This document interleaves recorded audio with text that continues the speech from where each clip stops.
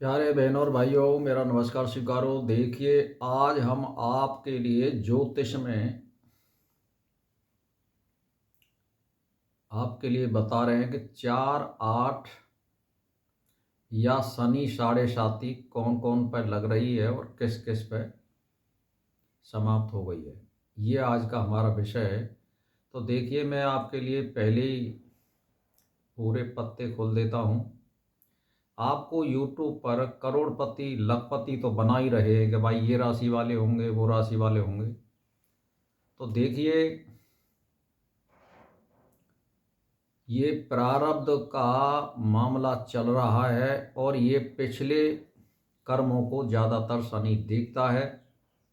उसी आधार पर आपको दंड या फल प्रदान करता है।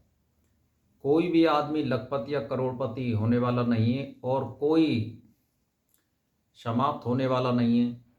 केवल यह स्थिति होती है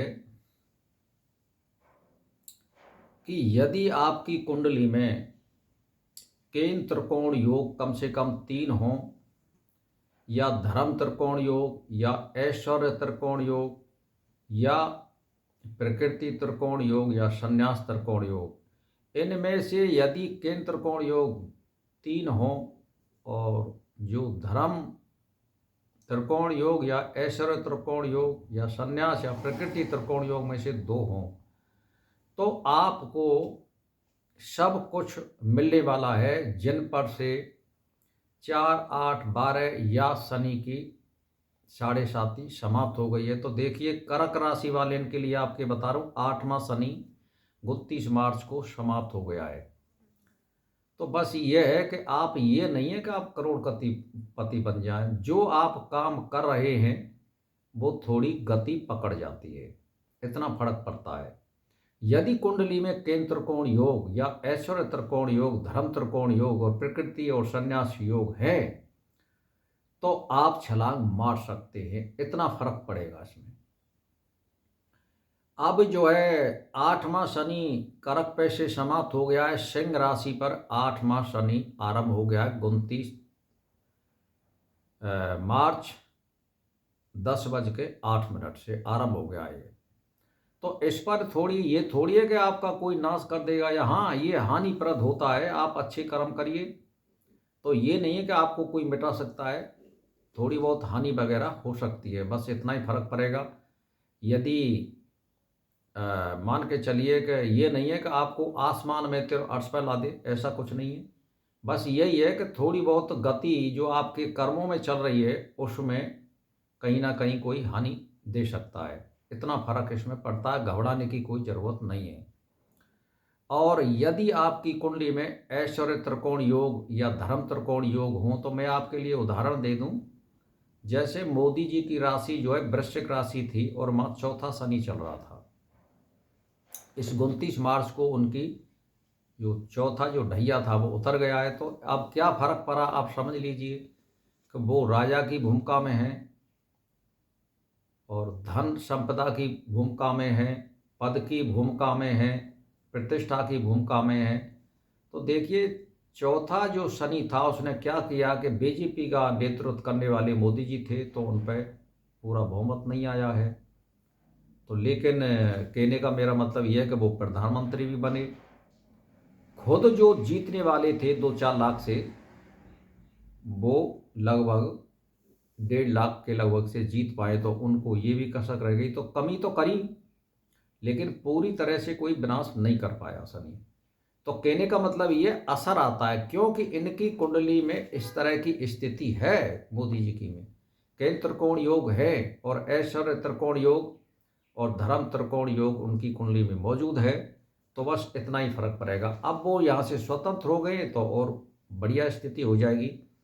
तो ये तो मैंने आपके लिए बताया। फिर अब धनु राशि पर यानी 8वां शनि आरंभ हो जाएगा। इनके लिए थोड़ी कर्राई का बात है, घबराने की कोई ज़रूरत नहीं है। अपने नेम टेम करिए, अपने इष्ट का भजन और संध्या करिए, नवग्रह शांति करते रहिए, परमार्थ के काम करिए, पक्षी चुगाना, कुत्ते बिल्ली बंदर आदि की सेवा करना, गाय सेवा करना, अपाजों की सेवा करना और वाणी से किसी को दुख नहीं देना आदि। अब जो है मकर राशि पर शनि 7.5 समाप्त हो गई है पूर्ण रूप से, और जो है मेष राशि वालों पर 7.5 आरंभ हो गई है 29 मार्च को 10 बज के रात्रि 8 मिनट से। तो बस इन पे क्या है कि अब कर्मों में थोड़ी गति में रुकावट आएगी, ब्रेक आएगा, या कोई रोग भी हो सकता है, दुर्घटना भी हो सकती है, लड़ाई झगड़े भी हो सकते हैं, कोई व्यापार में भी हानि हो सकती है। तो बस ये इतना है, तो घबराने की कोई ज़रूरत नहीं है। बस आप अपना कर्म बनाए रखिए। जैसे सुबह कम से कम 4 बजे उठिए, 4 बजे नहीं तो 5 बजे उठिए, अपने नेम टाइम करिए, एक आध घंटा टहलिए, भगवान का, ईश्वर का जिस रूप में आप ध्यान करते हो ध्यान करिए। और सुबह आप कुत्तों के लिए रोटी वगैरह थोड़ी बहुत ज़रूर गिरिए, जैसी आपकी सामर्थ्य हो। और आप इतवार की इतवार या मावस पूनो आप नवग्रह शांति करिए। मंत्र सब गूगल पर सर्च कर लीजिए, नहीं है तो आप गायत्री मंत्र से कर सकते हैं। यदि कुछ नहीं आता है तो ओम से कर दीजिए। और यदि जो आप कोई और मजहब को मानने वाले तो उसके मंत्र से कर दीजिए, क्योंकि हवन से कोई परमार्थ होता है, कोई किसी में कोई वाद विवाद नहीं है इसमें। तो इस तरह से आप वार्तालाप करोगे तो आपका कुछ बिगड़ने वाला नहीं है। सावधानी से रहिए। ये ग्रह आपके शरीर में ही निवास करते हैं, आपको क्रोध दिलाते हैं और अचानक आवेश में कोई गलत फैसला लगा देते हैं, वाणी से लड़ाई झगड़ा करा देते हैं। बस यही होता है, आपको घबराने की ज़रूरत नहीं है। जो आदमी के, मैंने एक ही बात बता दी, करोड़पति या अरबपति वो बनने वाले हैं जिनकी कुंडलियों में ये जो योग होते हैं, केंद्र त्रिकोण योग कम से कम 3 हों, एक बात या ऐश्वर्य त्रिकोण, धर्म त्रिकोण, संन्यास त्रिकोण योग या प्रकृति त्रिकोण योग, इनमें से 2 हों आपकी कुंडली में, या आपकी कुंडली में केंद्र में 3 ग्रह उच्च के हों, या 4 या 5 ग्रह केंद्र में स्वराशि के हों, तब आपको कोई छलांग मार सकते हैं। वरना आपकी जो गति है उसमें यही है कि जो ब्रेक लगा हुआ था व्यापार में या व्यवसाय में, वो गति पकड़ जाएगा। बस इतना ही होता है, घबराने की कोई ज़रूरत नहीं है। कोई भी आदमी जो सामान्य स्थिति वाला है, करोड़पति क्या लखपति भी नहीं बनने वाला है, मैं आपके लिए बता दूं। बस काम में गति बढ़ जाएगी आपकी। जैसे मान के चलिए कोई बेलदार आदमी है, उदाहरण के तौर पर, उसको बेलदारी नहीं मिल रही है तो वो काम मिलना शुरू हो जाएगा उसका। यदि कोई व्यापारी है जिसका करोड़ों में बिक रहा है 4, 8, 12 में, तो उसकी दूनी गति हो जाएगी। बस इतना फर्क पड़ता है और कोई फर्क पड़ने वाला नहीं। भाई और बहनों, बस मेरा इसी के साथ नमस्कार स्वीकार हो।